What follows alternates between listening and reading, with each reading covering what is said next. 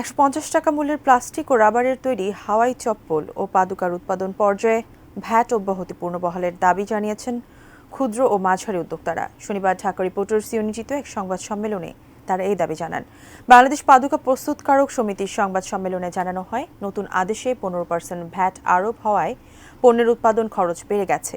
এর ফলে হাওয়াই চপ্পল ও পাদুকার দাম বাড়বে, যা গ্রামের নিম্ন আয়ের মানুষ থেকে শুরু করে শহরের দরিদ্র জনগোষ্ঠীর উপর নেতিবাচক প্রভাব ফেলবে।